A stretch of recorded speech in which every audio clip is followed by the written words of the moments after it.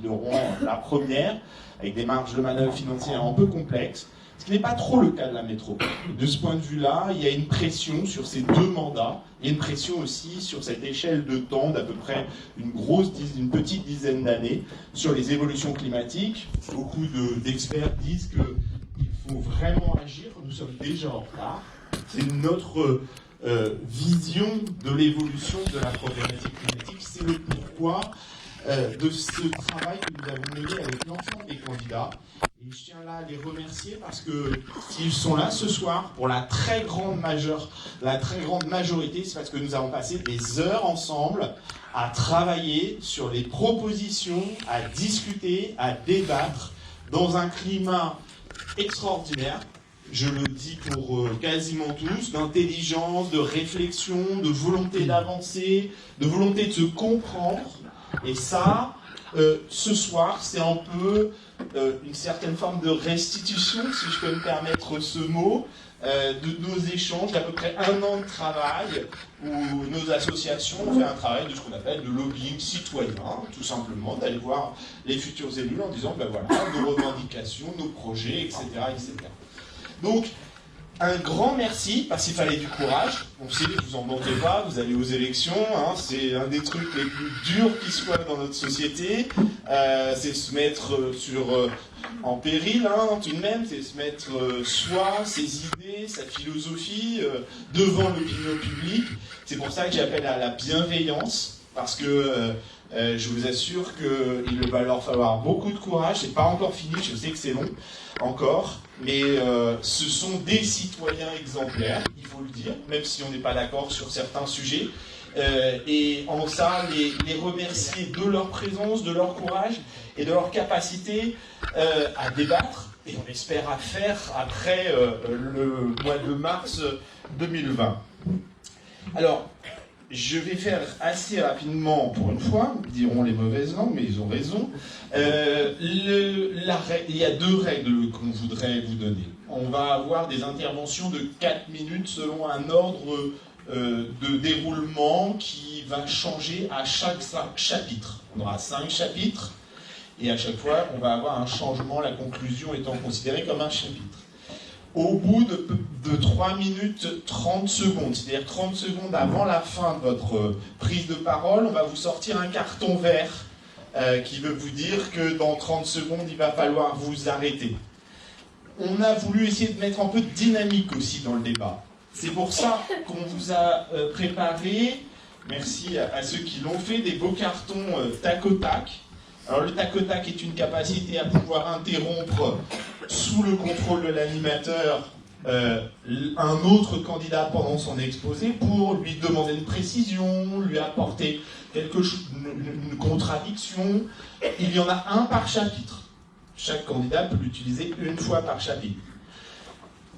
Et nous avons ensuite une demande de complément d'information, c'est-à-dire que là, ça va être plutôt une capacité à essayer d'approfondir un sujet via une demande à l'égard d'une parole, d'un positionnement, d'une histoire. Enfin, ça, c'est à chacun de voir. Et il y en a 2 utilisables par chapitre. Nous avons mis en place une table de chronométrage qui va se situer ici, où nous allons avoir les chronométrages et le comptage de l'ensemble de l'utilisation des cartons pour éviter que ma mémoire qui est largement défaillante, soit mise plus à mal. Voilà. Je vais simplement vous donner rapidement les chapitres. Le chapitre A sera lié à la présentation des candidats et de leur sensibilité personnelle à la question climatique. Le chapitre B sera lié aux questions d'infrastructure de transport, en gros, de transport en commun, pardon. Le chapitre C sera lié à la nature en ville, les services de mobilité, la piétonisation, etc. Le D sera lié au milieu en ville et sera donc animé par Antoine ici présent, de l'association Sabine. Le E sera lié à la question de la 133-134, donc je me permets d'appeler faussement contournement S, mais ça, on reste militant, hein, je suis désolé. Et enfin, on en arrivera à la conclusion. Voilà, voilà. Alors, pour ce premier chapitre, nous allons commencer. Alors, ça fait débat, mais moi j'assume mes bêtises. C'est comme tout. Le chapitre 1 sur les relations personnelles, galanterie oblige, j'ai écrit comme ça. Je vais laisser la parole à Marine Caron pour Ensemble pour vous. Merci. Merci beaucoup Guillaume. Bonsoir à toutes et à tous. Un petit mot juste avant d'échanger sur aussi bien ma vision que celle que nous portons avec l'ensemble de l'équipe Ensemble pour moi. Un mot pour vous remercier, Guillaume, Antoine, chacune des associations que vous représentez, de nous permettre d'avoir ce temps d'échange, ce premier temps d'échange entre candidats à l'élection municipale, ce temps de débat, ce temps de rencontre. Et vous remercier aussi, ça a été expliqué par Guillaume, pour votre disponibilité, le temps que vous avez consacré à chacun d'entre nous pour travailler, pour nous partager vos propositions et également alimenter notre réflexion. Parce qu'il faut savoir que cette réflexion sur l'enjeu climatique, le défi qui est le nôtre pour notre planète aujourd'hui, n'est pas un sujet qui remonte au 26 septembre dernier, et je pense que l'ensemble des candidats pourra vous en faire part au même titre que moi. La transition écologique, le défi climatique sont un enjeu central de nos préoccupations, de nos réflexions. J'irai même plus loin en disant que ce sont des enjeux qui sont à la fois transversaux et participatifs. Parce qu'aujourd'hui, la question climatique, la question environnementale n'appartient plus à un parti. Elle est une responsabilité commune.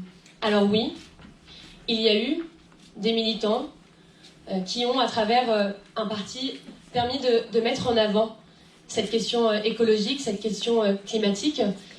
Et c'était une chose extrêmement importante, mais je pense qu'aujourd'hui, nous avons pris conscience que c'est un devoir qui dépasse ces enjeux d'étiquette, ces enjeux partisans, et que c'est un devoir d'y répondre et d'y agir de manière collective.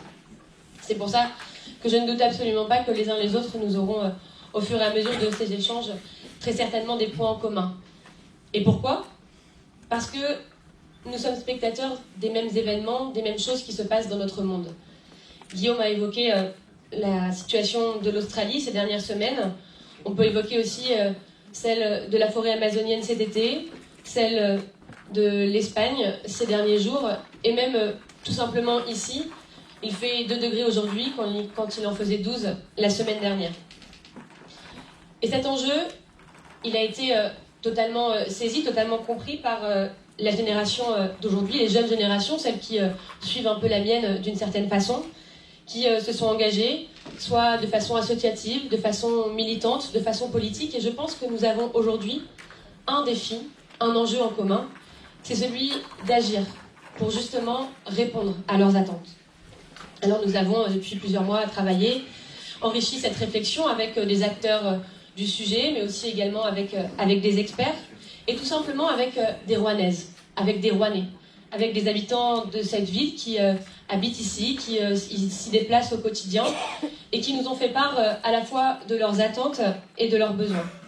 Des personnes comme Loïc, Baptiste, qui sont à mes côtés, des citoyens qui sont engagés, pas forcément des experts, mais des gens qui ont envie de pouvoir apporter des solutions concrètes, qui ont envie de réfléchir à comment est-ce qu'on peut faire avancer notre société, que ce soit individuellement, mais aussi collectivement.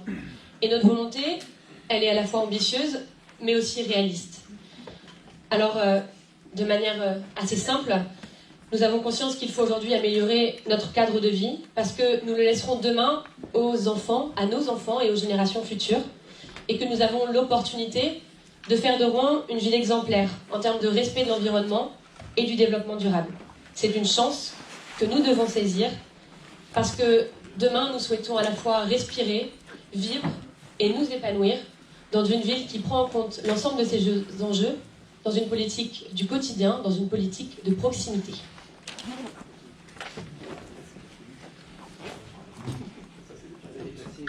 Merci Marine Caron. Je pense que l'applaudissement ne vaut pas vote. Il peut aussi valoir de façon de se décontracter un petit peu. Merci. On ne vote pas l'applaudissement, essaie juste de vivre entre citoyens éclairés. Je laisse maintenant pour la deuxième prise de parole la parole à Jean-Louis Louvel. Merci. Je me permets de me lever parce que c'est pas pratique. Je vois pas tout le monde. Donc bonsoir à toutes et à tous. Donc Jean-Louis Louvel, comme vous le savez toutes et tous certainement, c'est la première fois, c'est mon premier engagement en politique. Alors comme on parle de présentation personnelle, je parle pas d'écologie que depuis les élections européennes, puisque j'ai démarré à Saint-Étienne-du-Rouvray il y a à peu près maintenant 30 ans, c'était en mars 1993, autour d'un petit produit, fort d'un constat qui était la palette en bois, où je me suis aperçu à cette époque-là qu'il y avait des industriels qui achetaient de la palette en bois et qu'il y avait des recycleurs qui la recyclaient. Et mon idée qui était toute simple, c'était de se dire, entre deux, je me suis lancé dans le reconditionnement parce qu'on peut donner une deuxième, une troisième, une quatrième vie à un matériau en étant justement respectueux de la matière première bois. En 2009 d'ailleurs, quand la crise est arrivée, j'ai aussi innové. Vous savez, il y a l'économie de la fonctionnalité. Et j'ai aussi innové sur une palette qui s'appelle EcoPGS. Si vous en croisez d'ailleurs, elles sont toutes vertes.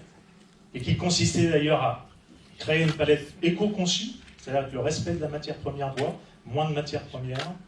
Et puis surtout, quand les clients industriels l'envoyaient dans un autre pays, à l'étranger, et qui avaient l'habitude de la ramener au point d'utilisation, c'est que maintenant, nous nous chargeons de la collecte dans un autre pays pour éviter justement tous ces transports à vide de palettes et puis des émissions de gaz à effet de serre.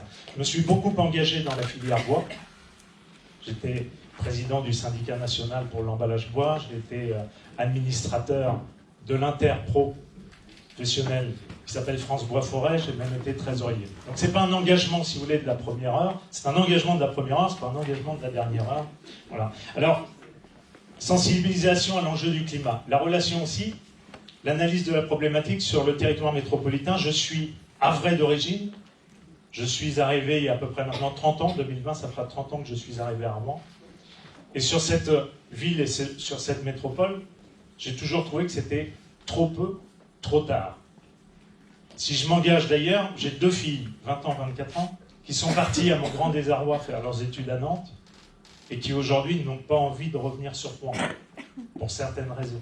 Je pense que quand on a la volonté, je prends souvent l'exemple du Havre, qui est parti de loin, je l'ai connu dans mon enfance, en 1995, un homme est arrivé avec de la volonté, au bon moment, avec les bons soutiens, et quand on voit comment le Havre a pu être transformé, je pense que justement, dans l'engagement, plus fort que les mots, ce sont les actes qui m'importent le plus et qui comptent le plus. Je ne sais pas où je suis en termes de temps, j'ai toujours peur de... Parce que sinon, je vous fais 2 heures. Minutes. Comment ? C'est bien, c'est très très bien.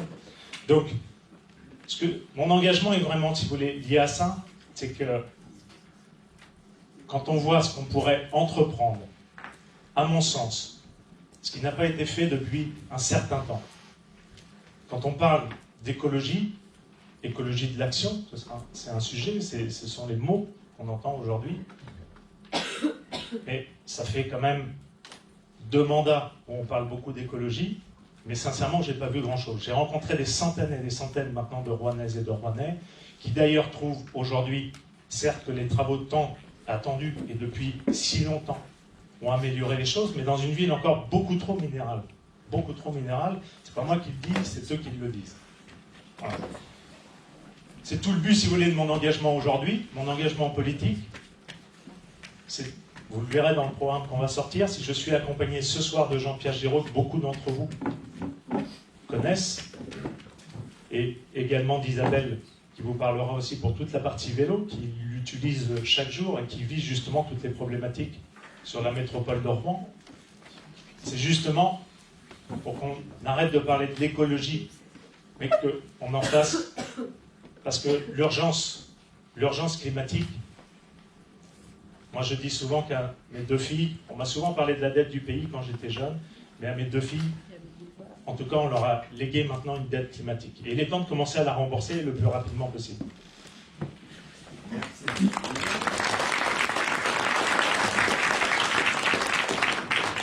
Alors, je vois qu'il y a des volontés de rigueur, mais en plus, ils proviennent de gens qui me connaissent et qui savent à quel point la liberté est importante. Donc, la rigueur n'est pas de...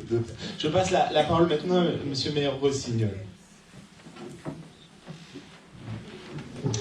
Merci Guillaume, merci à toutes et à tous d'être présents ce soir. Merci aux différentes organisations, associations d'avoir pris l'initiative, à la fois de travailler avec nous, comme vous l'avez dit, depuis plusieurs mois et même plus que cela, et également d'organiser ce débat qui est un vrai moment démocratique. On peut aussi se féliciter effectivement d'avoir tous ensemble, c'est pas donné à tous les citoyens du monde, ce moment de réflexion collective, effectivement dans l'écoute, dans la bienveillance et dans la proposition. J'ai 42 ans, j'ai été président de la région, j'ai fait des études scientifiques. Mon épouse est restée là-dedans d'ailleurs, elle s'occupe d'écologie et de biologie végétale. Moi j'ai fait des études de sciences de la vie et de la terre. Et j'ai une expérience dans le privé, dans le public. Aujourd'hui, si je m'engage avec le collectif Fier de Rouen, vous voyez des collègues avec nous ici, Marie Attino, Florence Hérouin-Léoté, c'est parce que je suis convaincu, et nous sommes convaincus qu'on est à un tournant pour ce territoire. Il y a un cycle qui a débuté à l'après-guerre, d'un certain type de développement pour ce territoire. Et ce cycle, il arrive à sa fin aujourd'hui. Et il faut qu'on se fixe de nouveaux objectifs pour devenir une référence sur la transition écologique. Ce sont des objectifs difficiles à atteindre. Ça ne va pas être simple et il faut avoir l'honnêteté de dire plusieurs choses. D'abord que ça va prendre du temps. L'objectif, c'est à 2050 la neutralité carbone. L'objectif, c'est à 2050 100% de production d'énergie renouvelable sur ce territoire. Parce qu'on parle souvent du réchauffement climatique, mesures d'atténuation, mesures d'adaptation, mais il y a des conséquences locales. Élévation du niveau de la mer, élévation du niveau de la Seine, changement sur les nappes phréatiques, etc., etc. Donc il faut qu'on se fixe des objectifs stratégiques d'ici 2050, mais ça veut dire qu'il ne faut pas s'en préoccuper en 2049. Il faut lancer ça tout de suite. Et moi je propose une COP21 permanente.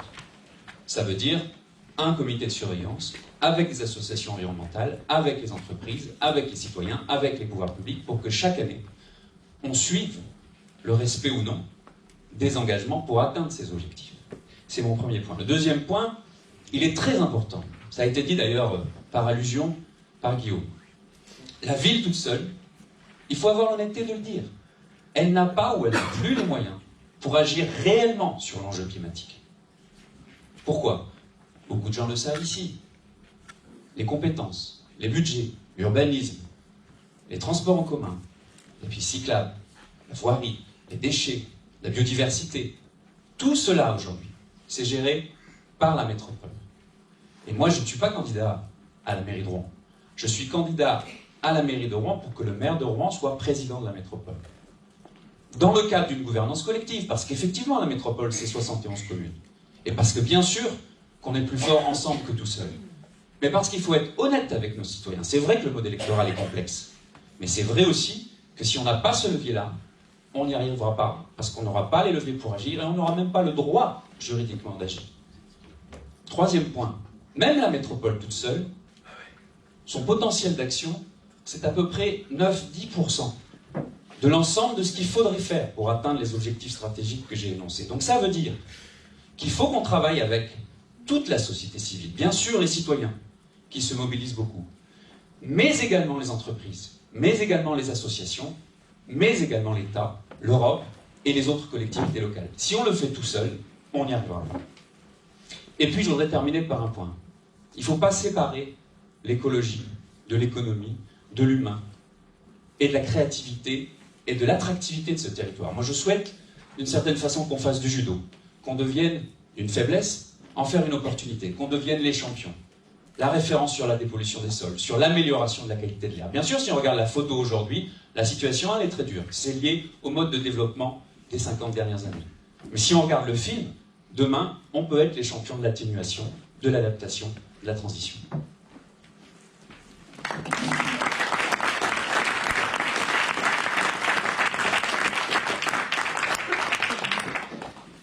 Bonsoir à tout le monde. Je ne vais pas faire les mêmes remerciements d'avoir préparé cette soirée, c'est une évidence. Je vous remercie d'abord parce que au quotidien et depuis longtemps déjà, celles et ceux qui ont organisé cette soirée sont dans l'action. Et pas seulement dans le questionnement d'un soir, mais dans l'élaboration d'alternatives. Je suis militant écologiste depuis à peu près 20 ans, je suis instituteur public, je n'ai pas l'expérience économique ou des grandes écoles des uns ou des autres. Mais j'ai cette expérience du terrain, de la construction du projet et de la réponse au quotidien avec les habitants. Parce que souvent, dans la manière de faire de la politique, nous les oublions. Et n'en déplaise à ceux qui pensent que rien n'a été fait à Rouen, un certain nombre de choses ont été élaborées. Venant parfois de la lutte, je pense à Rainville, de citoyens engagés, qui, avec des militants politiques, des élus, il y en a un certain nombre dans cette salle, ont permis de créer les conditions aujourd'hui d'un projet, d'un parc naturel co-construit avec les forces vives qui sont à l'intérieur. Mais je voudrais commencer, c'est déjà un peu le cas, par 3 convictions profondes. La première, face à la crise systémique que nous vivons, crise climatique, on est là pour en discuter ce soir, mais crise de la biodiversité, crise sociale et crise démocratique, l'écologie s'est imposée, en réalité, on l'a vu avec les intervenants, comme étant le paradigme qui permet la transformation de la société, comme ce nouveau paradigme. Deuxième conviction, face à l'inaction des gouvernants, voire à la démission pour un certain nombre d'entre eux, les territoires, la métropole, ça va de soi, mais la commune aussi, sont aujourd'hui des maillons essentiels de la transition écologique. Troisième conviction, face à la situation que nous vivons, à cette urgence, on n'est plus en situation d'être seulement des lanceurs d'alerte, ou être, comme j'ai pu le lire ici et là, dans l'expérimentation, mais on doit absolument massifier les politiques publiques. C'est essentiel. Tous les spécialistes le disent. 10 ans, dans 10 ans, c'est pas trop tard. C'est-à-dire que celles et ceux, ici et ailleurs, qui sortiront des élections, auront une responsabilité incroyable. Incroyable. Celle d'organiser cette transition écologique et de répondre à l'urgence climatique. Cet été, Alternatiba organisé en septembre sa semaine sur la friche Poussin. Le responsable du GIEC qui était ici nous montrait une photo de Rouen au moment de la canicule. C'était un immense îlot de chaleur. Immense îlot de chaleur. Même dans des zones où on aurait pu penser qu'elles étaient préservées. Le jardin des plantes était un peu préservé, bien sûr les plateaux est, mais globalement c'est un immense îlot de chaleur. Voilà, comment dirais-je, la situation devant laquelle on est. Et par rapport à ça, bien sûr qu'il faut créer la ville apaisée, la ville habile, celle qui se transforme en permanence, qui comprend la société. Bien sûr qu'il faut créer la ville jardin, renforcer les transports en commun, mais surtout apporter une réponse. Et c'est peut-être ce soir que nous allons l'apporter, en tous les cas il nous restera encore un tout petit peu de temps pour le faire ensemble.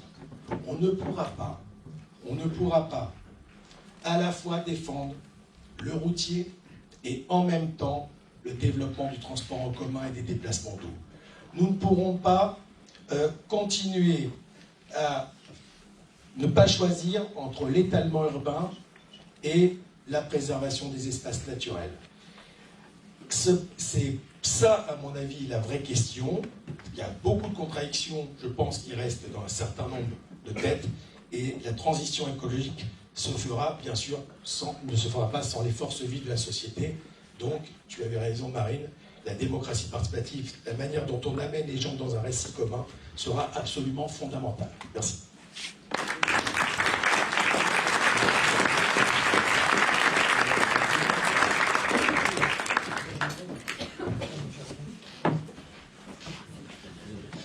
Bonjour, donc merci aussi aux organisateurs évidemment. Je vais me présenter, voilà, Lionel Descamps, je suis professeur de sciences économiques et sociales au lycée Galilée de Franqueville-Saint-Pierre et je me suis engagé en politique pour des raisons environnementales quand j'étais étudiant et puis je me suis engagé au sein de la France Insoumise et j'ai eu la chance de représenter ce mouvement en 2017 lors des législatives où nous avons recueilli 14% des voix des Rouennais qui nous ont soutenus. Et notre constat aujourd'hui, oui, c'est qu'il y a un réchauffement climatique, il y a un dérèglement, et qu'il faut y faire face. Voilà, moi, pour compléter un peu ma présentation, j'ai 37 ans, et je me suis engagé dans des associations à Rouen, ça fait 8 ans que je suis à Rouen, comme beaucoup de Rouennais en fait, hein, qui arrivent, d'autres qui partent. C'est une métropole, donc il y a une circulation aussi des habitants. Et j'ai initié au début de l'année, par exemple, la première rue zéro déchet à Rouen, parce que c'est dans l'action concrète, dans les 55 personnes qui constituent la liste Rouen Notre Commune, ils font des actions concrètes sur le terrain, et c'est ces actions-là qu'on veut généraliser pour changer la vie. Voilà, et puis je vais reprendre le titre du livre de Fred Vargas, L'humanité est en péril aujourd'hui.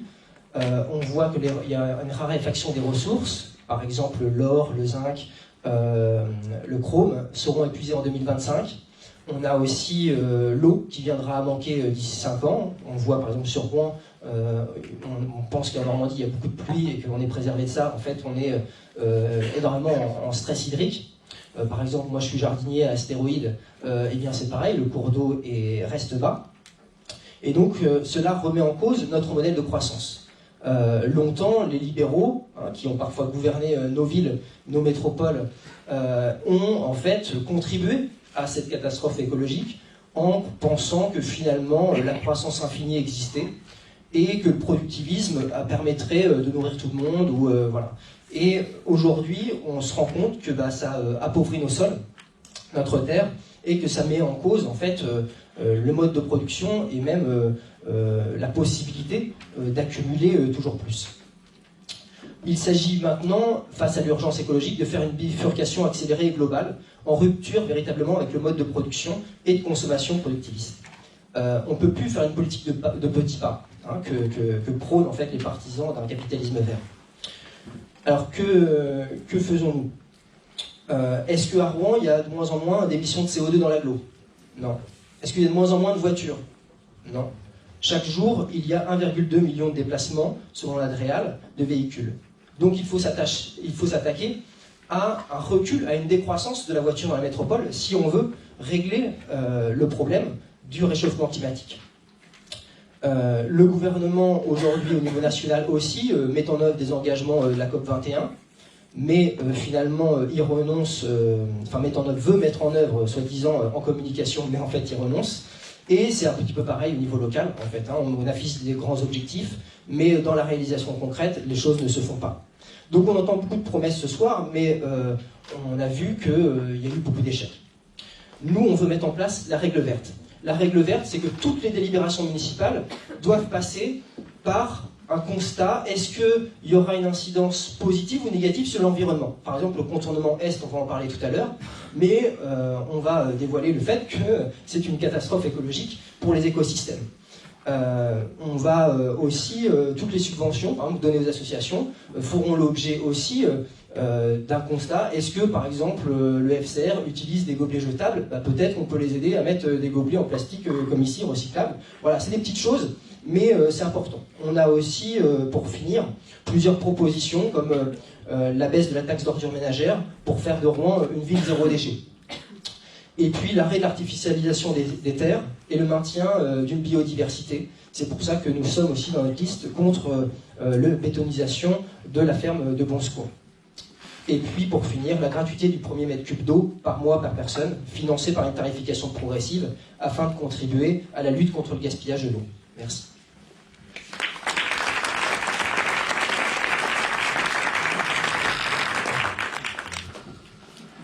Bonsoir à toutes et à tous. Je voudrais remercier Guillaume et Fetzer et toute l'équipe, même si on n'a pas fait un long travail pendant un an, et si on a été invité dans ces derniers instants parce qu'on souhaitait être là, effectivement, pour parler d'environnement, thème absolument majeur. Je me présente, moi je suis élu au conseil municipal de Rouen, dans l'opposition, et dans la majorité au département. Je suis en charge du développement économique, de l'emploi et du tourisme. Et dans l'emploi, il y a la mobilité, sujet absolument central qui est un frein à l'emploi. Et j'ai eu le loisir ces dernières années de créer un salon de la mobilité afin de regrouper tous les partenaires pour aider effectivement au retour à l'emploi. Ma conscience environnementale, elle ne date pas du mois de novembre, lorsqu'on a créé notre document et fait des propositions, 16 propositions pour l'environnement, mais de mon expérience en entreprise. Puisqu'il y a 20 ans, j'ai intégré une entreprise scandinave et qui était au fait et bien en avance sur les enjeux environnementaux, d'une manière extrêmement pragmatique, à savoir que c'était des réponses qui étaient autour en fait, du bon sens paysan, tout simplement, du retour aux sources.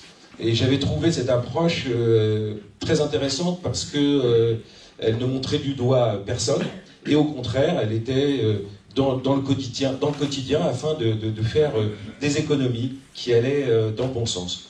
Donc j'ai travaillé dans cette entreprise et puis peu à peu j'ai eu la responsabilité de former les nouveaux collaborateurs aux enjeux du développement durable. Donc j'ai creusé le dossier. En 2014, comme candidat, j'ai essayé de mettre dans mon projet effectivement quelques pistes de réflexion sur l'environnement.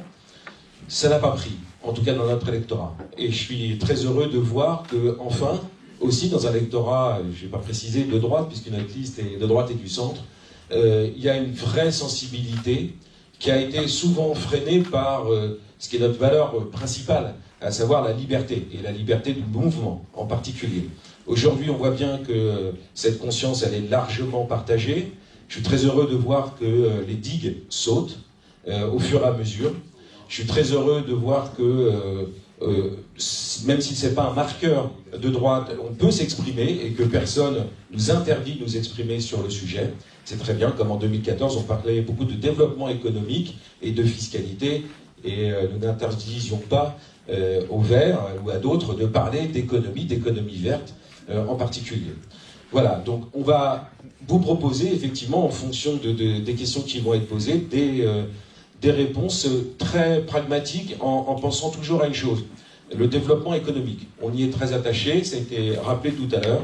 Il faut impérativement que cet effort collectif qu'on doit faire, il faut aussi qu'il soit compatible avec le rayonnement, l'attractivité de notre ville. Certains ont peut-être regardé une étude très très récente dans le JDD qui nous place pas bien du tout, ni dans notre territoire, la Seine-Maritime, ni en Normandie, ni en France, puisque nous sommes 94e en ce qui concerne effectivement, certains visiblement ont lu l'étude de ce week-end, ce qui est très très pénalisant, 94e pour les villes où il fait bon vivre.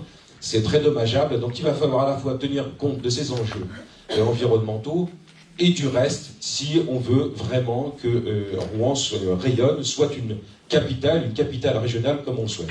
Merci à vous.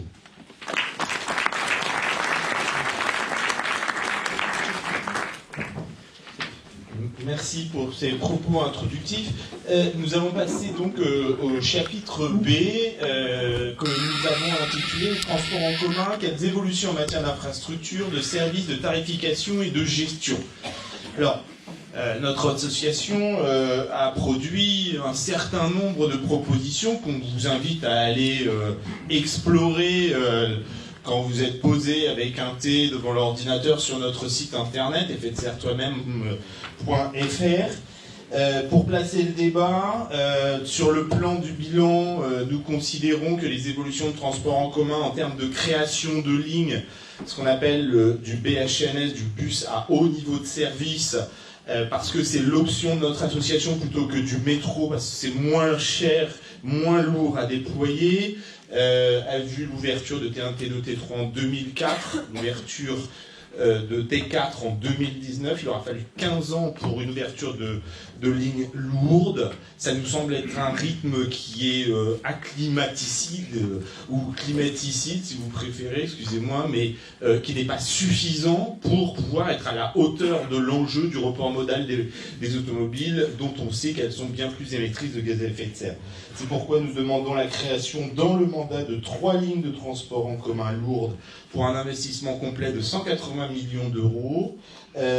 Nous demandons aussi la mise en place de ce qu'on appelle une régie, le contrat qui lie la métropole, qui était à l'époque le district, à l'entreprise Veolia, qui a été signé en 1995, devrait arriver à échéance dans ce mandat. Nous pensons qu'il faut revenir en régie publique de transport et d'ailleurs y intégrer le vélo. Et nous pensons qu'il faut un gros effort sur les parkings de délestage, à peu près à hauteur de 35 millions d'euros sur le mandat. Sur ce deuxième chapitre, c'est donc Jean-Louis Louvel qui commence.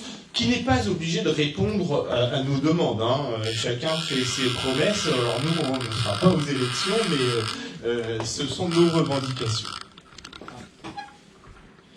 Oui, pour répondre effectivement au transport en commun, premier élément, c'est un élément structurant de l'attractivité d'un territoire, et on s'aperçoit qu'effectivement, les métropoles qui ont su mettre en place un réseau structurant de transport en commun ont un taux d'attractivité supérieur au nôtre. La deuxième chose, pour rendre autrement, c'est que notre approche, effectivement, doit aussi favoriser le report modal, aussi bien, j'allais dire, report modal, bien entendu, de la voiture sur le transport en commun, mais aussi sur le pédestre et bien entendu en termes de vélo. Donc, 4 chantiers. Le premier chantier, c'est de simplifier le réseau Astuce en 3 types de lignes au vu de la complexité actuelle. C'est-à-dire, on a des lignes structurantes, et ça a été rappelé, c'est le métro, c'est TEOR, mais c'est aussi des lignes F.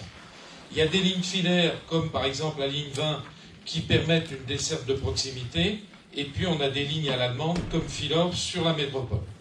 En sachant qu'effectivement, le transport est bien une compétence de la métropole, mais il ne faut pas oublier non plus que Rouen, dans la future mandature, aura 20%, j'allais dire, à peu près globalement des voies, donc peut peser. Alors, il faut savoir qu'à l'heure actuelle, seulement 18% des Rouennaises et des Rouennais utilisent le transport collectif. Si je donne, par exemple, en termes de voitures, c'est 35%. Et c'est une enquête des ménages qui a été faite et qui a été publiée en 2019. Deuxième chantier, c'est accompagner, finaliser et renforcer le réseau, parce qu'effectivement, il y a un certain nombre de membres. Une des priorités, c'est de boucler la ligne métro depuis le Boulingrin au CHU, de telle manière à bien desservir l'ensemble de cette zone-là, et en sachant qu'on a des établissements qui génèrent beaucoup de déplacements, aussi bien pour des gens qui y travaillent que pour des gens qui rendent visite.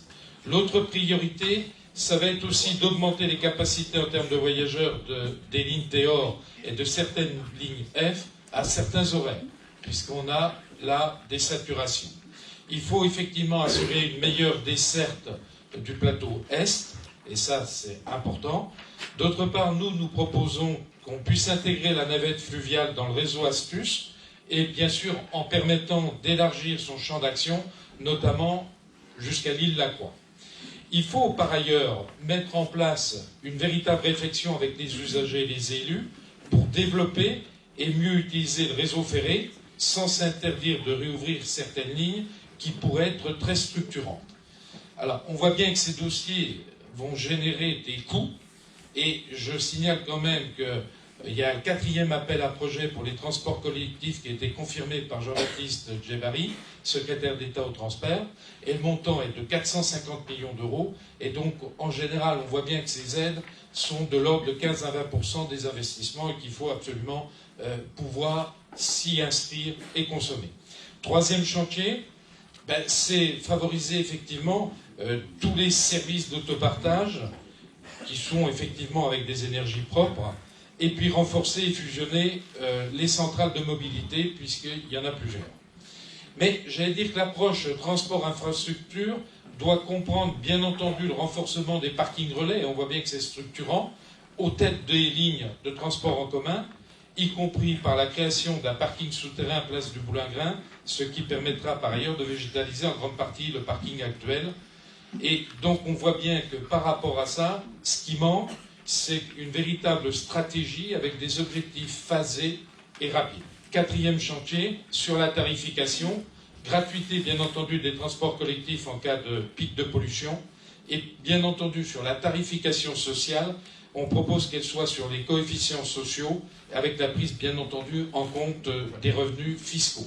Dernière chose, en termes de méthode, il faut dresser un diagnostic partagé, travailler par secteur avec les usagers pour définir les priorités des axes d'amélioration envisageables, y compris en termes de coûts d'exploitation, notamment pour les filors.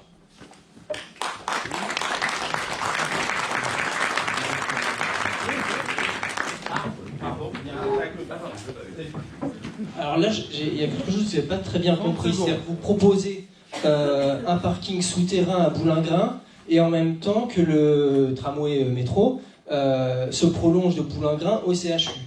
Donc, il faut m'expliquer comment faire, parce que s'il y a un parking souterrain, c'est-à-dire qu'il y a des flux de voitures qui vont arriver vers le parking Boulingrin, alors que le tramway va prendre une place. Donc, il n'y aura plus qu'une voie à ce moment-là.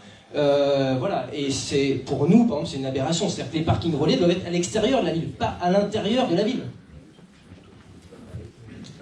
Une minute pour répondre. Sauf qu'il faut tenir compte aussi qu'il y a des Rouennais qui ont des voitures, et que d'autre part, on a aussi des gens qui descendent effectivement en voiture à certains moments, et notamment le week-end, notamment le samedi, et qui viennent, et qui pourraient effectivement éviter d'être dans le centre-ville, et qu'il faut qu'on les capte à ce niveau-là. Mais il y a d'autres parkings relais qui doivent être en tête, bien entendu. C'est deux choses. N'oubliez pas qu'il y a 55 000 véhicules pour 16 000 places de parking. Même si on diminue le nombre de véhicules, on n'aura pas... On n'aura pas, effectivement, le nombre de places pour les habitants.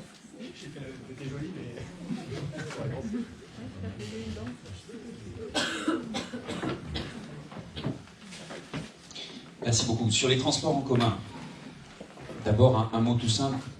Transport en commun, c'est une compétence de la métropole. Donc on peut en parler ici. Mais le maire de Rouen, je rappelle que la ville de Rouen, c'est 20% de la métropole, contrairement à Caen ou au Havre. Donc ça veut dire qu'il faut avoir une proposition, une politique qui soit partagée avec une majorité métropolitaine. Sinon, on fait des discours pendant les campagnes, mais on n'aura pas des actes derrière. Aujourd'hui, 63% des déplacements dans la métropole se font par la route, mais 54% font moins de 5 km. C'est vrai qu'on a progressé, Guillaume l'a rappelé, sur les transports en commun, mais on est encore loin du compte. Deuxième point, le fret. Il faut aussi le dire, là je vais parler plutôt des usagers, mais sur le fret, le port, sur 100 marchandises, 75 par la route, en moyenne, ça dépend des années. Et 20 par le fleuve, 5 seulement par le train. Donc il y a du boulot. Sur les transports en commun, certes, il y a la T4, il y a des évolutions possibles, il y a surtout des choses à faire pour demain si on veut atteindre les objectifs stratégiques que j'ai indiqués tout à l'heure. Première chose, c'est tout simplement de densifier l'offre. Parce que si on raisonne à l'échelle de la métropole, aujourd'hui, si vous êtes entre Rouen et Elbeuf, c'est la galère. Si vous êtes sur un plateau, que vous voulez aller d'un endroit du plateau à un autre endroit du plateau, en général, on va vous demander de repasser par Rouen pour repartir, c'est la galère. Et puis aussi, l'interconnexion ou l'intermodalité entre les différents types de modes de transport. Vous êtes en vélo, vous descendez, ça va, vous voulez remonter, c'est compliqué, vous voudriez prendre le bus, il n'y a pas de rack, etc., etc. Donc il faut trouver une offre qui soit complète. Donc première chose, densifier l'offre. Ça veut dire aussi augmenter la fréquence le soir. Ça veut dire aussi étudier et expérimenter, pourquoi pas, certaines lignes, non pas radiales, mais transversales sur certains plateaux, desservir des zones d'activité économique. Je pense à la Vatine, par exemple, qui est très mal desservie aujourd'hui. Deuxième aspect, la tarification. Plusieurs choses sur la tarification. Bien sûr, il y a la tarification solidaire. Je gagne moins, je paie moins. Je gagne plus, je vais contribuer un petit peu plus. La tarification incitative, parce qu'aujourd'hui, les barrières en termes de tarifs, en termes d'accès pour les parkings relais, en termes de signalétique aussi et d'information, sont trop élevés par rapport au choix alternatif d'aller dans un parking, et résultat, le système des parkings relais, il n'est pas tout à fait efficace. Il faut les augmenter, et puis il faut améliorer l'offre et le tarif. La gratuité, je mets un guillemet, parce que la gratuité en elle-même n'existe pas, il y a toujours quelqu'un qui paye, on est d'accord. Mais je pense que si on veut vraiment atteindre nos objectifs, il faut qu'on étudie sérieusement la gratuité, mais sans démagogie. La gratuité, à Dunkerque, ça a mis 5 ans. Ils ont considérablement augmenté la fiscalité sur les entreprises, le versement de transport, et ils ont refondu toute leur offre de transport. Et c'est 200 000 habitants, la communauté urbaine de Dunkerque. Nous, on est 500 000. Donc, il faut s'y mettre tout de suite, mais il faut le penser sérieusement, et on ne peut pas regarder le tarif sans regarder l'ensemble de l'offre. Si vous êtes étudiant, vous allez au Théâtre des Arts aujourd'hui le matin, c'est déjà saturé. Si vous mettez à 0 le prix du billet sans changer l'offre, ça va être une émeute. Donc il faut aussi penser le tarif en fonction de l'offre, ou l'offre en fonction du tarif. Moi je suis favorable à ce qu'on commence par expérimenter concrètement le samedi. Pourquoi le samedi? Parce que le samedi, il y a du monde qui n'est pas forcément rouennais, qui vient à Rouen, notamment pour faire du shopping. Mais il y a beaucoup d'autres raisons. Ça sera bon pour nos engagements en matière écologique, mais ce sera bon aussi pour le commerce. Donc je pense qu'on peut aussi étudier cela. Et puis je termine par un point, j'y ai fait allusion rapidement, sur l'intermodalité, qu'on mette des racks à vélo sur les bus. Ça se fait dans plein de villes dans le monde, pourquoi pas à Rouen. Et puis qu'on tente aussi des choses un peu originales. Par exemple, la gratuité des bus en montée sur les arrêts en montée quand vous êtes en vélo. Parce que comme ça, vous pouvez descendre en vélo, puis vous pouvez remonter en bus.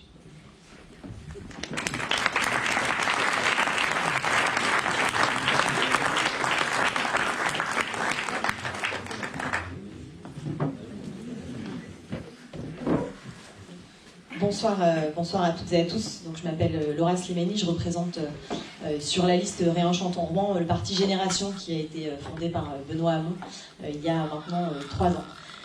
Alors, sur la question des transports en commun, il y a un double enjeu. En fait, c'est un enjeu qui est écologique et aussi un enjeu qui est social. Et ça a déjà été développé d'ailleurs à l'instant.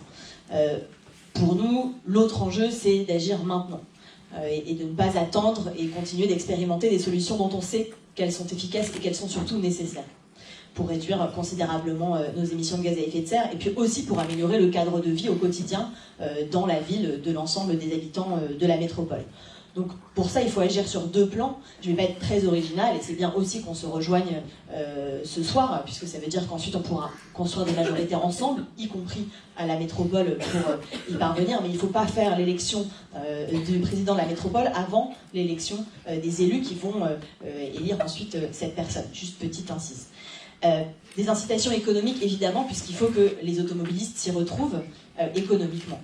Première chose, mettre en place immédiatement une tarification solidaire basée sur les revenus, parce qu'aujourd'hui elle est basée sur les statuts qui ne prennent pas en compte la précarité de l'emploi dont on sait qu'elle se développe, les inégalités en matière salariale aussi et de revenus de manière générale.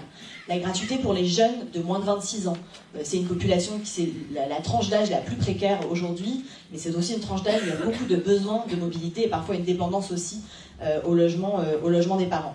La gratuité aussi, non pas uniquement les jours de pic de pollution, mais les jours où on sait qu'on a une alerte qui va être déclenchée. Par exemple, aujourd'hui, on devrait, selon nous, être en gratuité des transports en commun. À terme, on souhaite aussi la gratuité totale. Et nous, on l'assume. Bien sûr, ça nécessite d'y travailler, notamment sur la question des ressources, et ça nécessite d'y travailler à l'échelle nationale pour débloquer la taxe reversement transport, et d'ailleurs, il y a une proposition de loi qui a été déposée par Hubert Vulfranc, député communiste, en partie sur la ville de Rouen. Donc ça, c'est sur la question de la tarification. Sur la question du réseau, bien sûr qu'aujourd'hui, on n'est pas à la hauteur de ce que devrait être le réseau sur une ville de 500 000, sur une métropole de 500 000 habitants. Des nouvelles lignes, effectivement, une nouvelle ligne T5 entre Sotteville qui passera par la gare pour aller jusqu'à Mont-Saint-Aignan en passant par le pont Flaubert, une ligne T6 qui rejoindra les 2 terminus de Théor à Biorel et à Mont-Saint-Aignan, et puis à terme aussi le bouclage du métro, non pas sur le petit tronçon entre Boulingrin et Le Chu, mais bien sur la rive gauche entre Technopole et Georges Braque. Donc ça, c'est sur la question du réseau en tant que tel. Il faudra aussi avancer sur la question de la fréquence. Bien sûr, renforcer, notamment sur les week-ends, la fréquence des transports en commun, notamment des lignes structurantes. Également arrêter avec cette absurdité de la réduction énorme des fréquences sur les temps des vacances. Il faut savoir qu'aujourd'hui, seul un tiers des Français ne partent jamais en vacances. Les gens qui partent en vacances, souvent, ils partent une fois, peut-être 2 dans l'année, et puis que la plupart des salariés, c'est 5 semaines de congés payés qu'ils ont. Et donc, qu'est-ce qu'ils font quand il n'y a plus de transport en commun, ou beaucoup moins de transport en commun pendant les vacances? Ils reprennent la voiture. On souhaite aussi d'ailleurs fixer le dernier départ à 2h du matin pour toutes ces lignes structurantes. Encore une fois, c'est aussi la question du cadre de vie dans notre métropole qui est en jeu. Et enfin, on n'oublie pas le périurbain. On souhaite mettre en place un système de navettes rapides qui ne s'arrête pas entre les centres-bourgs et les terminus des lignes structurantes, pour permettre aussi à celles et ceux qui vivent, souvent d'ailleurs de manière contrainte, à l'extérieur, ou en tout cas dans des endroits qui sont moins bien desservis en transport en commun, de ne pas être contraint aussi d'avoir cette double peine de devoir prendre sa voiture et de payer aussi plus cher. Voilà, merci.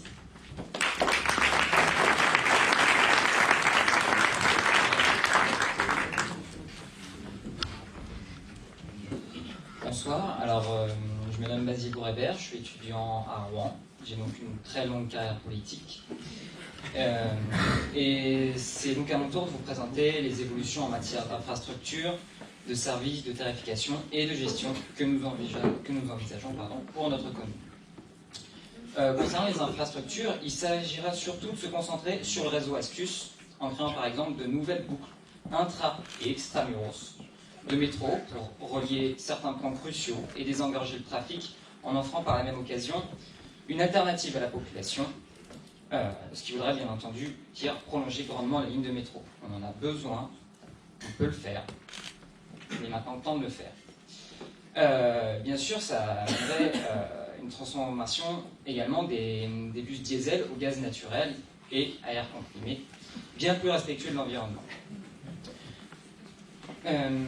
Concernant les services, un exemple de service non négligeable serait la création d'un réseau ferroviaire métropolitain intégré au réseau Astuce, en partenariat avec la SNCF pour relier Rouen, Sotteville, Tourville et Elbeuf. Cela permettrait à la population de l'agglomération de se déplacer rapidement, en moins de 20 minutes, alors qu'aujourd'hui il faut 1 heure en bus. Et deuxièmement, ce serait une augmentation des fréquences de bus le soir et un élargissement des horaires du jeudi au samedi soir et tôt le matin pour s'adapter aux horaires des premiers trains.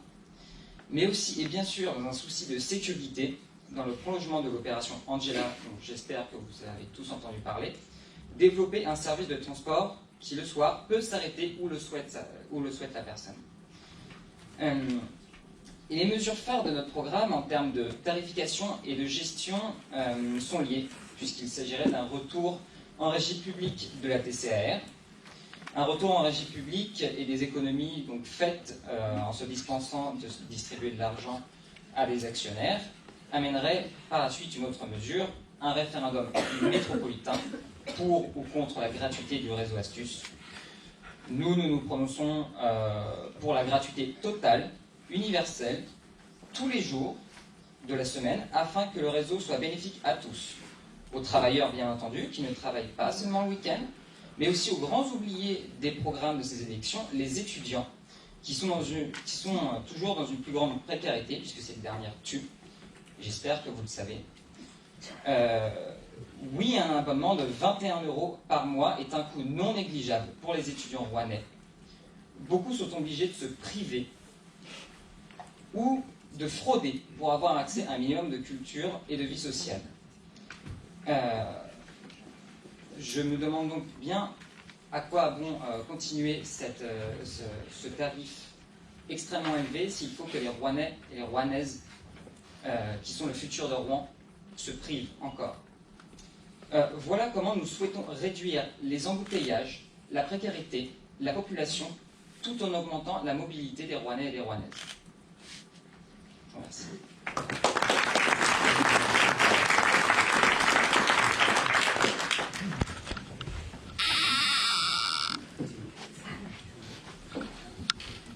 Bon, je préfère dire tout de suite qu'on n'est pas favorable à 3 nouvelles lignes supplémentaires. J'espère qu'on peut rester.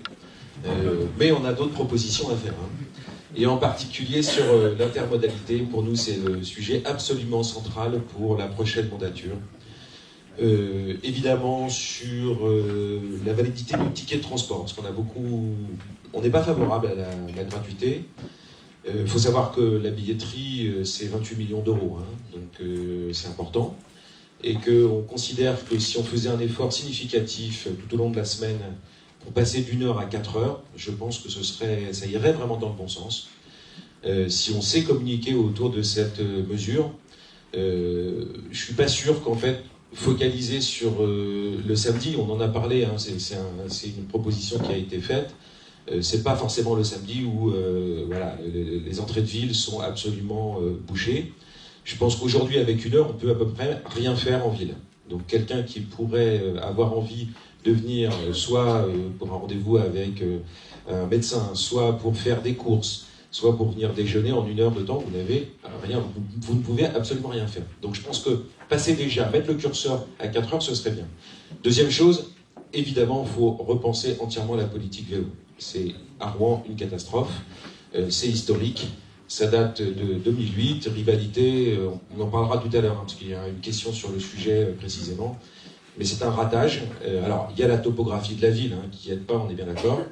Mais il y a un ratage, une rivalité entre la ville de Rouen et la métropole, avec deux systèmes qui ne pouvaient pas se fonctionner ensemble. L'opportunité sera en 2021, puisque le contrat s'arrête avec le prestataire. Et donc, on a vraiment quelque chose à faire autour de la politique vélo. 3% des déplacements à Rouen, c'est vraiment trop faible. Il y a aussi des outils qui existent désormais, les vélos électriques qu'on pourra utiliser. Et pour nous, comment dirais-je, l'intermodalité est très importante. C'est la capacité à pouvoir prendre le métro, prendre un bus, prendre un vélo, marcher un peu. Et je pense qu'on n'est pas au point à Rouen dans ce domaine-là. Et c'est pour ça que nous, on veut faire ce focus sur le sujet. Parking relais, oui, au point cardinaux, bien sûr, hein, pas en centre-ville, ça nous paraît absolument essentiel. C'est une demande très forte des commerçants également, parce qu'il faut irriguer le commerce, j'en parlais en introduction tout à l'heure. Et puis, le covoiturage, le département a mis en place une initiative qu'elle vient de renforcer sur 2020, mais il y a encore beaucoup de travail. Et je pense que ça, c'est quelque chose qu'on doit faire avec les entreprises, de mobiliser tout le monde afin de monter en puissance sur le covoiturage. Il y a l'initiative du département, mais on parlait des relations métropole-ville, mais il ne faut jamais oublier d'associer d'autres partenaires, la région et le département, qui sont des partenaires très puissants et qui peuvent nous aider justement à monter ce type de politique. Critères, oui, c'est un choix. Alors je connais les arguments contre critères, mais en tout cas c'est pour nous une proposition qu'on a faite dès le mois de novembre. On veut y réfléchir, on se donne 3 ans pour le mettre en œuvre, parce que pour nous c'est le chemin vers les zones à faible émission. L'idée étant évidemment qu'on ne souhaite pas de camions qui polluent notre ville. Et donc c'est un cheminement sur les 6 ans à venir, sans monter en termes d'infrastructure.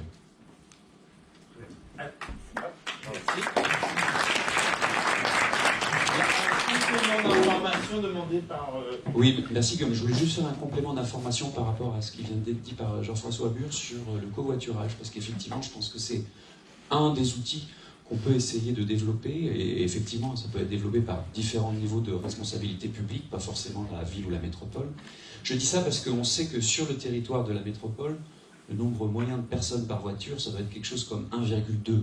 Et c'est vrai que sur toutes les pénétrantes, que ce soit Bon Secours, Cantleux, la 150, etc., en général, on a des personnes toutes seules. Il y a des systèmes qui existent dans d'autres villes de France ou d'Europe, ou si par exemple vous allez au match de hockey, à l'opéra, voir un spectacle. Si vous covoiturez, et il y a des systèmes techniques pour vous mettre en relation avec d'autres personnes qui vont au même spectacle pour covoiturer ensemble, vous pouvez avoir une ristourne sur le spectacle lui-même. Donc je formule juste cette proposition, qui n'est pas particulièrement clivante, c'est un complément d'information. Et d'accord aussi sur l'intermodalité, notamment avec le train. Par exemple, on pourrait augmenter le nombre de places de vélo dans les trains gérés par la région. Donc, un complément d'information. C'est bien, ils ont compris ce que c'est. Complément d'information. Oui, exactement. Déjà, tout d'abord, je suis désolé, je ne suis pas habitué à parler à un micro, donc ce sera peut-être un peu difficile. Donc, je m'appelle Guillaume Chamboulet, je suis ingénieur, je travaille dans la métropole de Rouen, pour vous présenter rapidement. Donc, juste en complément d'information, effectivement, sur le covoiturage, moi je travaille sur le plateau Est. C'est vrai que c'est très difficile d'accéder au plateau Est en transport en commun. En général, de porte à porte, ça met plus d'1 heure. Donc c'est vrai que sur le covoiturage, il y a vraiment des applications, des choses à faire pour pouvoir développer le covoiturage du quotidien, qui est quelque chose qui est vraiment nécessaire, je pense, dans la métropole, vu toutes les difficultés qu'on peut avoir à accéder à toute la métropole facilement. Ça, c'était le premier point, le premier complément d'information. Le deuxième complément d'information, c'est sur l'intermodalité, puisque dans notre proposition, on propose 4 heures de gratuité pour les transports en commun, donc 4 heures de validité du ticket de transport en commun, mais aussi on propose de le compléter avec une intermodalité sur tous les modes de transport. Donc que le ticket soit valide tout aussi bien pour du bus, du métro, mais aussi pour des locations de vélos, comme le cyclique.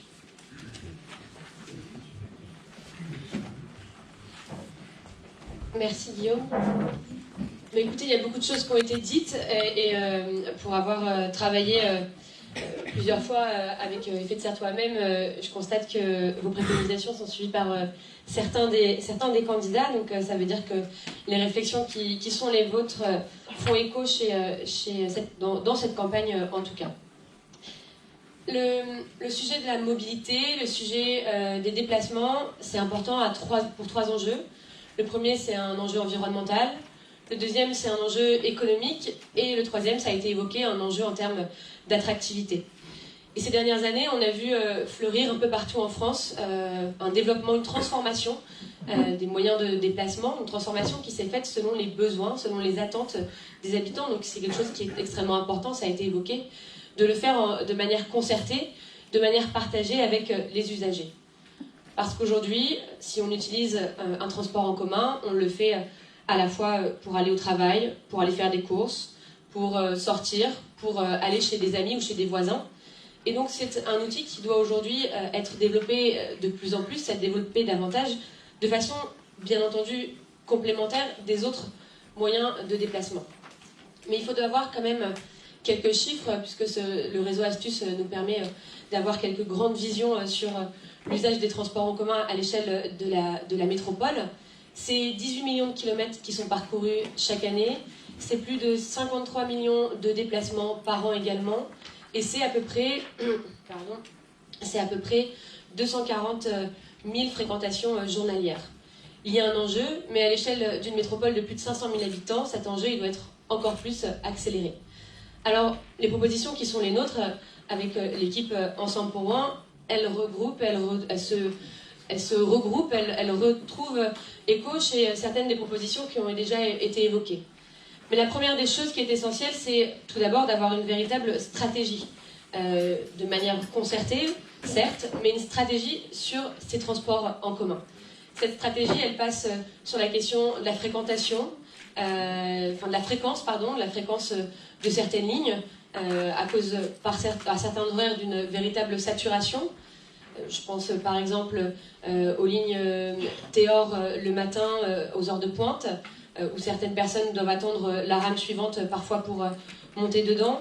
Je pense également à une réflexion sur l'élargissement des horaires des noctambules, qui est utilisé notamment du jeudi au samedi de manière plus importante, et sur une augmentation de la fréquence le dimanche, parce qu'on a rencontré beaucoup de personnes qui nous ont dit, nous le dimanche, si on veut descendre de nos plateaux, si on veut venir à une réunion, participer à une activité en centre-ville, ou même sur une autre ville de la métropole que Rouen, c'est quelque chose d'extrêmement compliqué.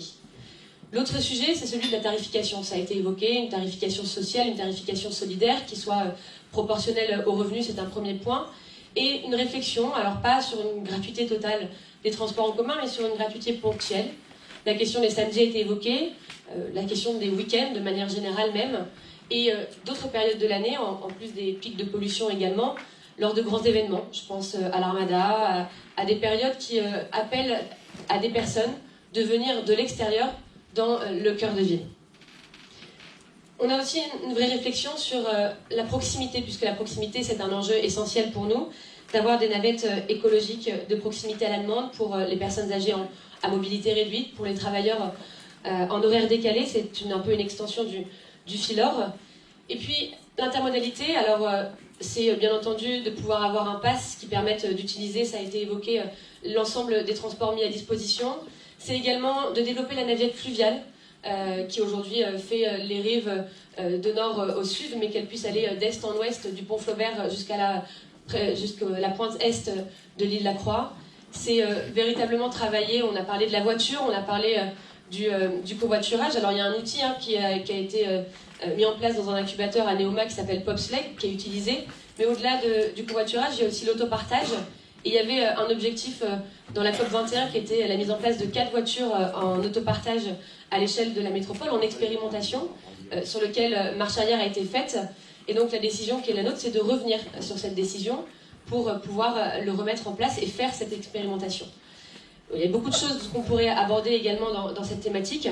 C'est aujourd'hui un enjeu d'évolution, un enjeu de révolution en termes de mobilité au service de chacun des habitants en fonction de ses besoins.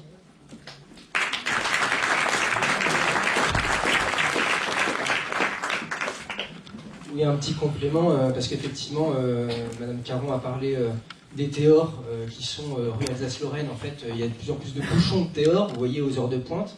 Et nous, ce qu'on propose, en fait, c'est que le tramway, en fait, se poursuive de Boulingrin vers le CHU, mais même plus loin, c'est-à-dire sur la rue Alsace-Lorraine, afin que, parce qu'on sait bien qu'un tramway, évidemment, ça prend beaucoup plus de personnes que des théors. Et qu'il faut réfléchir aussi la mobilité à l'échelle de la croissance démographique. Il y a des étudiants, une ville qui va, enfin une métropole qui va grandir, donc il faut faire des investissements conséquents pour grandir. Et sur la gratuité, en fait, quand je vous écoute, en fait, je ne sais pas si vous aussi dans le public, mais on ne sait plus en fait c'est quoi la gratuité, parce qu'il y en a quelqu'un nous dit la gratuité c'est le samedi, l'autre c'est l'armada, l'autre c'est plus 1 heure, c'est 4 heures. Enfin voilà, après on va nous dire bah, c'est les jours de pleine lune. Enfin bon, non, il faut une gratuité totale tout le temps pour tous, parce qu'actuellement même sur la tarification sociale, pas tous les chômeurs peuvent avoir la gratuité. Donc gratuité pour tous c'est bien plus simple. Alors, pour ce qui est de la pleine lune, une histoire peut-être à creuser. Nous allons passer au chapitre C qui tient dans la nature en ville, les services de mobilité, les piétons et la piétonisation. On a pu voir à travers la première série d'interventions qu'effectivement il y a des sujets de clivage sur lesquels il aurait été nécessaire de pouvoir vous apporter un éclairage financier. Parce que tout ça est aussi lié à des questions d'investissement. Monsieur Bureau, on ne va pas vous mettre dehors, mais par contre, on va vous imposer une séance de 2-3 heures sur les questions environnementales. Non, je plaisante, mais après tout, quand on cherche, hein, on trouve. Hein. Donc, pour notre association, la question de la nature en ville, c'est une question d'abord philosophique, c'est une question culturelle, c'est celle de la relation de l'humain à la nature, à ses rythmes, à sa lenteur, à sa récurrence des saisons. C'est une façon aussi de trouver équilibre. Hein. De plus en plus d'études montrent que les enfants qui sont élevés dans des milieux naturels montrent des formes de structuration psychologique un peu plus avancées que les enfants urbains. C'est une question évidemment de biodiversité. C'est une question de lutte contre les îlots de chaleur urbaine liés aux épisodes caniculaires qui vont se démultiplier au XXIe siècle liés au réchauffement climatique. Alors pour ça, nous avons évidemment beaucoup de propositions. La première, c'est une vraie extension du plateau piétonnier. Là aussi, ça traîne. Hein. L'extension du plateau piétonnier n'a pas vu, depuis quasiment 10 à 12 ans, ça avance pas beaucoup. Alors l'autopartage, centrale de mobilité, ça c'est pour les piétons. Nous pensons que la ville doit être rendue aussi aux piétons. Il y avait des études qui avaient été très bien montées par la métropole autour de Sonia Lavadino qui avait fait un travail très intéressant. Et puis un Central Park rouennais autour de la vallée des deux rivières de Repinville. Hein, là c'est un vieux combat aussi. Et puis un réseau de fermes urbaines visant aussi à permettre le développement du maraîchage et notamment à l'appréhension de la ferme des Bouillons en déclaration d'utilité publique pour en faire une école de permaculture ultra innovante. Voilà, j'ai fait très vite, mais là aussi vous retrouvez toutes nos propositions sur le site d'Effet de Serre toi-même. Et je commence cette fois par la liste fière de Rouen. Bonjour, Marie Attino, je me présente, je suis engagée sur la protection du climat depuis, j'ai 42 ans, je dirais depuis à peu près 20 ans, et je suis aujourd'hui consultante indépendante auprès des territoires en transition. Donc effectivement, sur cette question de l'adaptation du territoire, l'adaptation aux changements qui nous attendent sur l'augmentation des températures, l'élévation du niveau de la mer, l'augmentation du nombre de jours de canicule, etc., la première chose à faire, c'est déjà de permettre à ce territoire d'encaisser ces chocs et donc de le rendre plus résilient. On a eu la chance au sein du collectif Fier de Rouen de bénéficier de l'expertise, de l'accompagnement, du regard scientifique d'une personnalité connue sur Rouen qui est Benoît Léniel, voilà, qui préside le GIEC local, donc on a entendu beaucoup parler de lui pendant la COP21, mais aussi qui a été membre du GIEC à l'échelle internationale et qui nous a accompagnés dans la définition des mesures. Une des premières mesures qu'aujourd'hui Nicolas et son équipe proposent, c'est celle de transformer cette ville en ville aux 100 jardins, voilà, par écho, par petit clin d'œil à la ville aux 100 clochers. Pourquoi ville aux 100 jardins? Tout simplement pour permettre au végétal de se glisser à nouveau dans les interstices de cette ville. On est tous témoins de la minéralisation de Rouen et de sa métropole. Il est temps de remettre le végétal au cœur de cette ville, donc dans les jardins, mais aussi dans les patios, dans les cours intérieures, sur les toitures, sur les façades, et pourquoi pas, même lorsque l'espace est disponible, de recréer ce qu'on appelle des forêts urbaines. Aujourd'hui, Nantes et Rennes se lancent dans ce genre d'expérimentation. Pourquoi pas Rouen? Voilà, alors pourquoi aussi travailler sur la végétalisation de la ville? Tout simplement aussi pour permettre aux piétons, puisqu'on parle de piétonisation, d'avoir aussi un plaisir, une envie, et aussi aux vélos de traverser cette ville dans de bonnes conditions. Quand une ville est sale, grise, chaude, voire polluée, quel est l'intérêt, quel est le plaisir pour un piéton de traverser sa ville? Donc effectivement, piétonisation déjà, premier lieu de la rue Jeanne d'Arc, qui pourrait être un premier galop d'essai pour accompagner la mise en place de la gratuité des transports en commun le samedi après-midi, et également proposition de fermeture des rues d'école aux heures d'entrée le matin et aux heures de sortie d'école l'après-midi, pour permettre aussi aux enfants de reprendre le plaisir en toute sécurité avec leurs parents de cheminer jusqu'à l'école et de rentrer chez eux dans un autre climat que celui qu'on connaît aujourd'hui. Autre point un peu plus technique, on a entendu aussi parler, notamment dans le cadre de l'appel à projet TIGA, de ce qu'on appelle la ZFE, la zone à faible émission. La ville de Rouen et la métropole ont décidé, il y a quelque temps déjà, de mettre en place une zone à faible émission dans le cœur de ville à l'horizon 2021. Donc 2021, c'est demain. Évidemment, décréter demain une zone à faible émission et interdire l'accès au centre-ville aux véhicules les plus polluants, c'est une chose de le dire, mais il faut l'accompagner.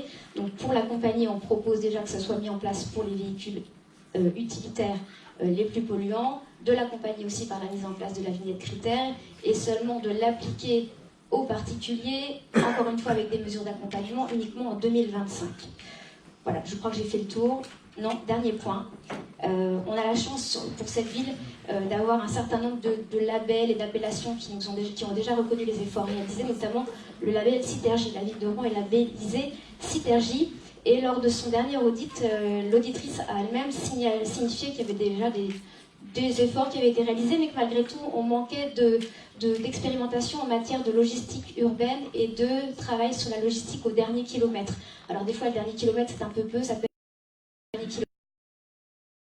En termes de logistique, il y a de quoi faire, notamment en Normandie et sur la métropole en particulier. On a une expertise technique d'entreprises qui travaillent sur la motorisation. Je pourrais citer l'hydrogène, je pourrais citer le biogène, je pourrais citer l'électrique, je pourrais citer, qu'est-ce que j'ai pas dit, l'air comprimé. On a des entreprises qui peuvent nous permettre de développer des projets pilotes en matière de logistique urbaine. Qu'est-ce qu'on attend ?